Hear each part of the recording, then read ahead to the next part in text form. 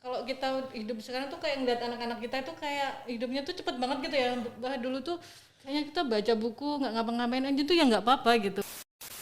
Dulu kan kalau kalau pakai batik nih cenderung misalkan banyak warna gitu. Jadi saya ingat tuh kalau orang tua tuh kalau pakai batiknya agak-agak biru gitu, bawahnya pakai yang biru, nanti selenengnya yang biru gitu. Jelek atau enggak saya nggak tahu juga kan pada waktu itu ya. Tapi gara-gara itu benar, ya terus pakai jin dengan batik kenapa gitu. Dan ternyata teman-teman segenerasi saya itu ya begitu juga ya. gitu.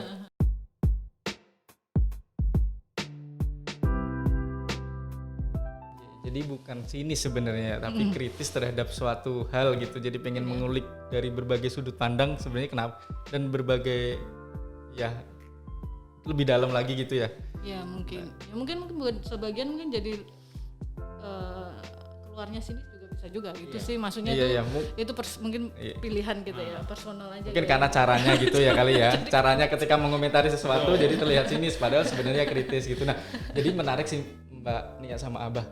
Selain tadi sempat disinggung nih karena dulu waktu mahasiswa itu dibangun karena memang era reformasi, kemudian itu dibangun karena kekritisan terhadap isu yang saat itu memang ini ya isu besar gitu di negeri ini gitu, yang itu membuat kekritisan generasi X itu sampai terbawa sampai sekarang. Nah, ada faktor lain nggak Mbak selain atau Abah selain itu, selain faktor karena dulu waktu bertumbuh sebagai mahasiswa di era-era reformasi, atau memang ada faktor lain atau yang Abah dan Mbak Nia lihat itu yang sekarang nih oleh generasi Z atau Z yang nggak ada gitu, sehingga ya tadi menurut Abah dan Mbak Nia itu daya kritisnya anak-anak muda sekarang seperti saya itu jadi berkurang. Apakah hanya faktor karena dibesarkan di era reformasi atau ada faktor lain? Kalau disebut tantangan ya misalnya gini, apa namanya, ini yang sangat membekas di saya itu waktu saya belum punya hak pilih pada waktu itu. Ada senior saya tahun 83 kalau salah ya, pemilu lah pokoknya. Dia memilih yang pada waktu itu kan Golkar itu kan wajib. Ya. Nah, dia nggak milih Golkar, dia milih kalau nge-P3 ya, karena waktu itu cuma ada 3. Pokoknya selain Golkar lah. Malamnya itu dia nggak ada di rumah. Besok paginya bengep. Nah itu membekas sampai sekarang. Besok paginya bengep. Pokoknya adalah anak tentara nggak milih Golkar. Dan luar biasanya itu tahu bahwa itu yang milih bukan Golkar itu dia. Itu kan kotak suara kan gitu. Ya, itu membekas betul itu gimana caranya gitu, apa kita nggak tahu setiap lembar suara ada nomornya gitu ya. Nah itu kemudian kalau istilah reformasi sebenarnya kalau saya itu udah terlambat tuh. Generasi saya ya itu teman-teman udah kerja, udah saya aja yang ketinggalan di Jogja gitu. Nah yang berikutnya kan kemudian ada banyak teman-teman yang menyuarakan hal-hal yang nggak benar. Nah, saya kan tepuk tangan aja kan. Nah, itu kemudian membuat saya bergaul dengan mereka yang hari ini mantan aktivis tuh mereka itu. Nah, dari situ kan mereka bercerita banyak apa namanya? Entah tukar buku, entah tukar pandangan, kan saya ngikutin gitu kan. Mungkin kalau ditanya faktornya itu salah satunya ya lingkungan dekat gitu ya. Di luar soal lingkungan besar yang tadi. Soal kebijakan pemerintah dan seterusnya itu kan lingkungan besar ya. Tapi lingkungan kecil juga mempengaruhi.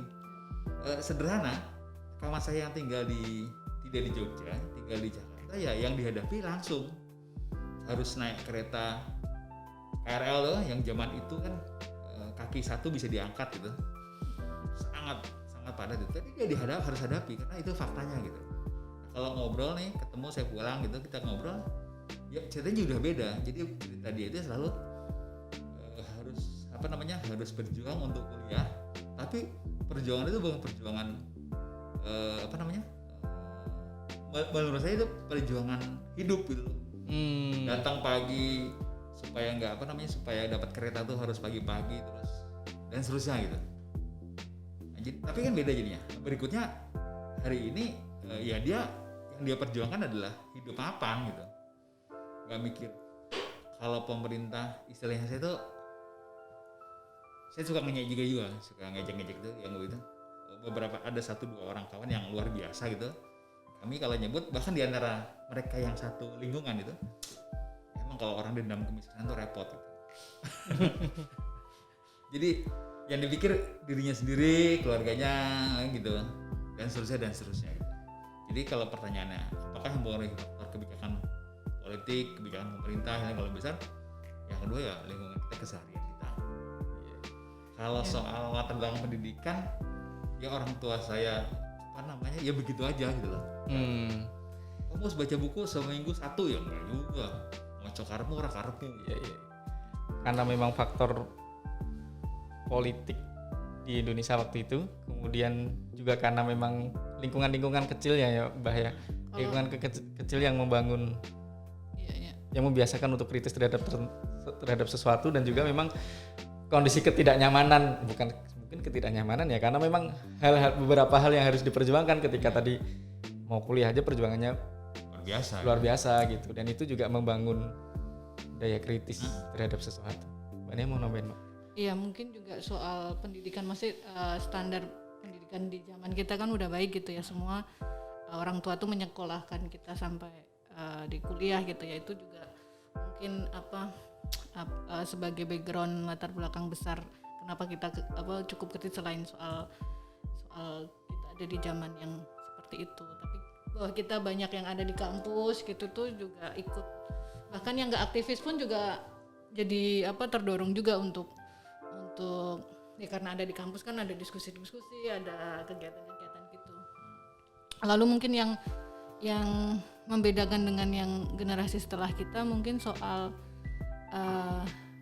kalau istilah Abah tadi ketidaknyamanan di generasi kami, mungkin yang sekarang tuh lebih nyaman gitu ya, lebih banyak kemudahan akses buku, akses apapun tuh gampang. Nah kalau kita kan dulu kayak ada perjuangannya gitu ya, cari ilmu tuh nyari buku apa itu susah sekali, nyarinya di mana, akhirnya fotokopi sama teman-teman yang punya gitu tuh kayak itu jadi membuat kita tuh mungkin jadi kayak merasa spesial tadi, itu terkait juga gitu. Walaupun salah fotokopi belum tentu dibaca juga.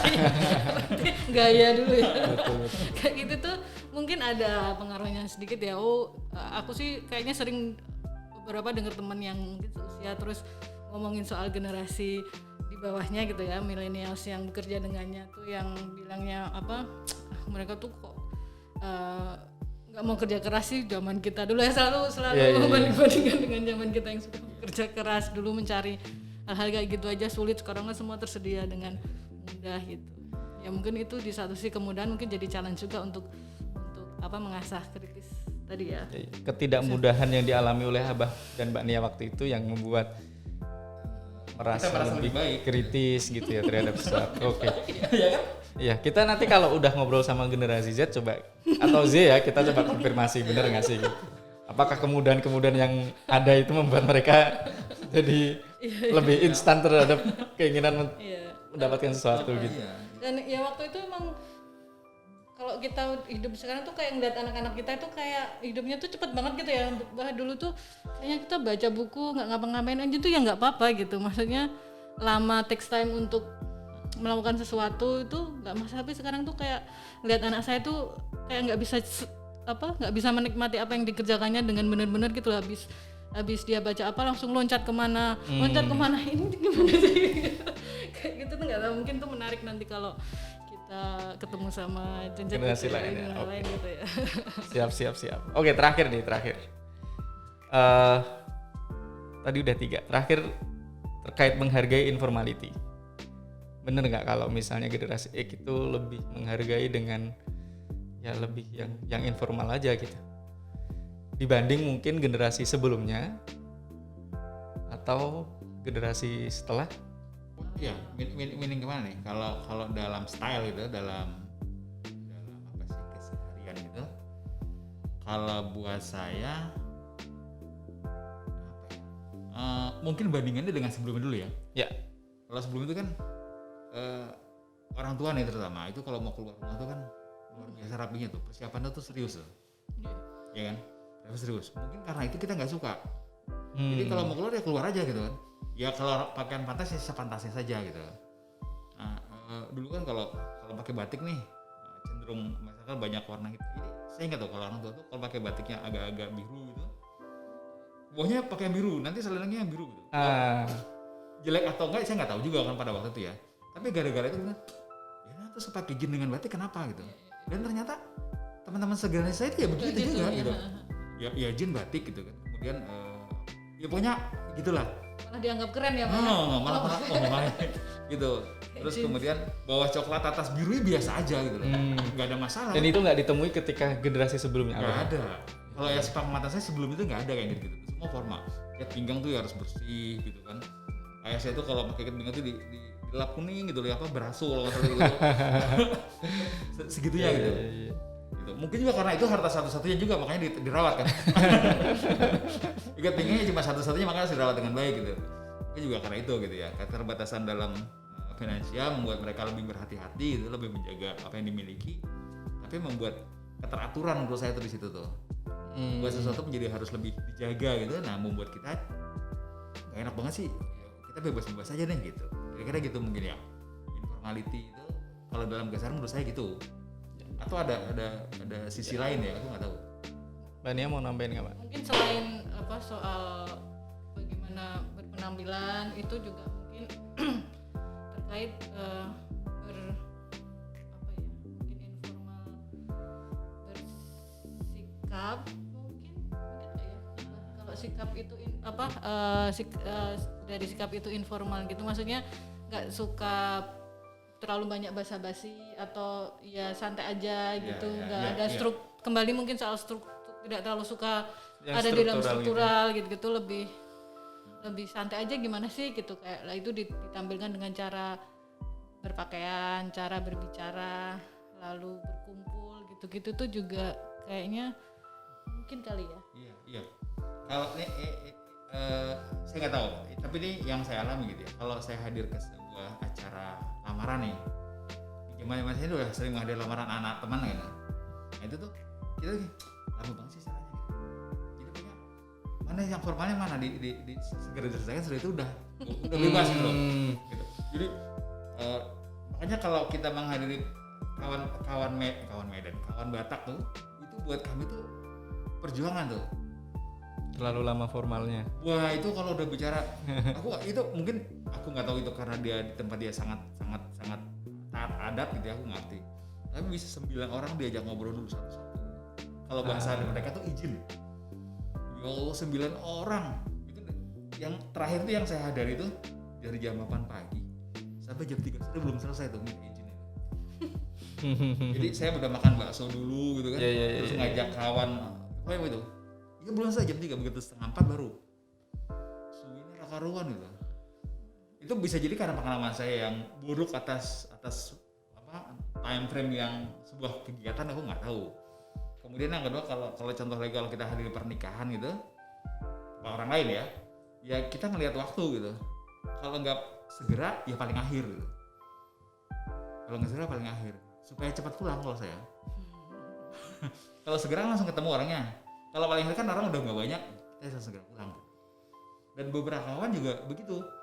Jadi bahkan makan formal itu ya nggak menjadi apa ya, nggak luar biasa. Jadi kalaupun pernikahan makan di tempat bagus gitu, ya itu hanya memenuhi keinginan. Cobain tuh makan apa itu tuh coba. Tapi saya nggak. Dan ternyata nggak cuma saya gitu. Beberapa aja gitu. Ya kalaupun makan ya hanya nyoba aja, pengen tahu gitu.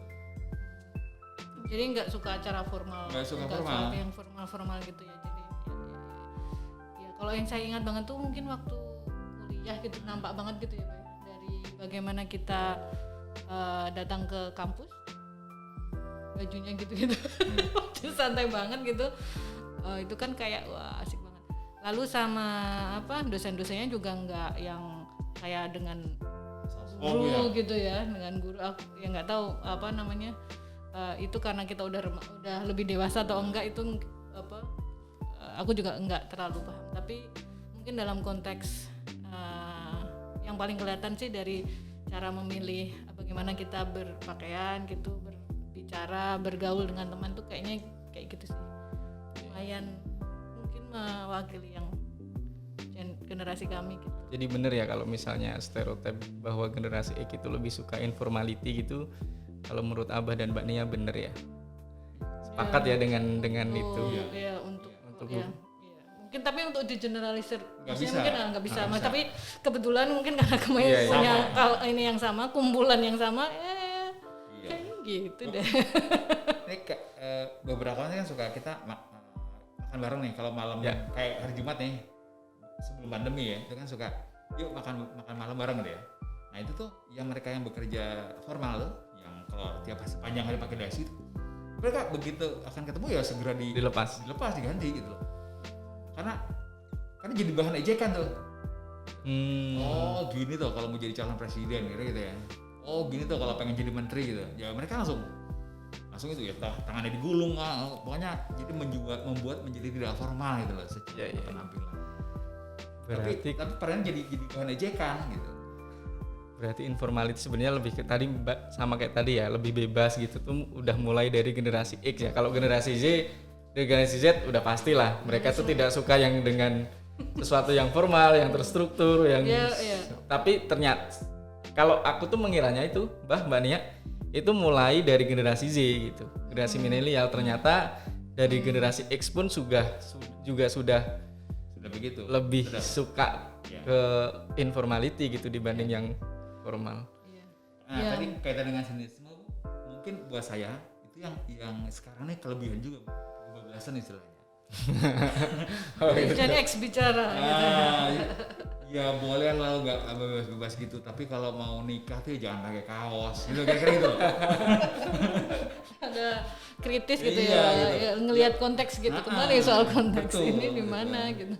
Kalau Anda diundang rapat formal gitu, rapat formal betul gitu ya hargai orang lain. Kalau bahasa kita kan itu ya, jangan kemudian pakai batik kita pakai kaos gitu, orang pakai sepatu rapi kita pakai sendal jepit itu ya menurut saya nggak orang toto, tidak vertikal. Itu mungkin juga kami jadi bangga di generasi kami itu gitu, kita tahu tempat, tahu waktu gitu.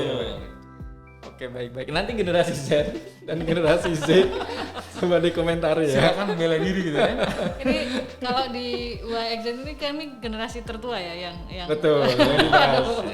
Orang tua banyak salahnya emang. Emang orang tua itu kan selalu pengen ngomongin, bukan diomongin. Kayaknya menarik kalau nanti generasi Z, X dan Y kumpul ngobrolin tentang stereotip itu. Ini saya nggak membela diri tadi. Kamu generasi apa? Generasinya saya tidak membela diri ini. Terus coba mendengar. Oke, terima kasih Abah Eko dan Mbak Nia sudah cerita beberapa stereotip terkait generasi X. Ada yang sepakat, ada yang enggak. Dan memang itu sebenarnya tidak bisa digeneralisir gitu ya. Banyak hal yang mempengaruhi, banyak faktor lingkungan, faktor keluarga terdekat, bahkan mungkin faktor apa yang sudah dipelajari dan pengalaman-pengalaman yang sudah dialami ini yang membuat ya bisa jadi benar stereotip itu, bisa jadi enggak gitu. Dan memang benar stereotip kalau berdasarkan Mbak Nia sama Mbak Abah tadi ya, stereotip yang selama ini ada terhadap generasi X itu memang tidak bisa digeneralisir gitu. Oke, terima kasih Mbak Nia dan Abah. Terima kasih. Sampai ketemu lagi. Oke, thank you.